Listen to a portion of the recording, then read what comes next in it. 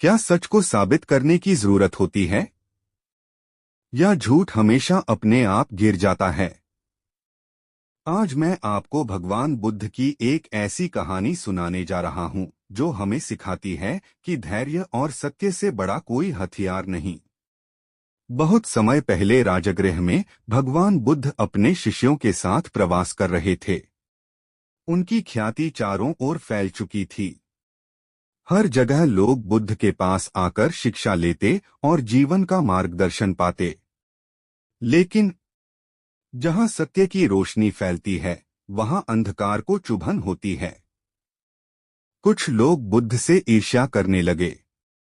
उन्होंने बुद्ध को झूठा साबित करने की साजिश रची। एक महिला को उन्होंने तैयार किया। सभा के बीच वह महिला बुद्ध के पास पहुंची और सबके सामने चिल्लाकर बोली, गौतम, तुम पाखंडी हो। तुमने मेरे साथ समय बिताया और अब सबके सामने मुंह मोड़ते हो। पूरा नगर हिल गया। लोग आपस में कानाफूसी करने लगे। कुछ बोले नहीं, बुद्ध ऐसा कभी नहीं कर सकते।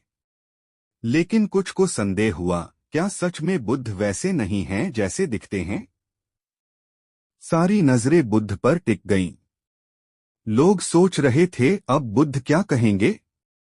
क्या वे गुस्से में जवाब देंगे? क्या वे अपने बचाव में कुछ प्रमाण देंगे? लेकिन बुद्ध का चेहरा पूर्णिमा के चांद की तरह शांत था। वे धीरे से मुस्कुराए और बोले, बहन, यदि तुम जो कह रही हो वह सत्य है, तो मैं स्वयं को क्षमा करने योग्य नहीं मानता।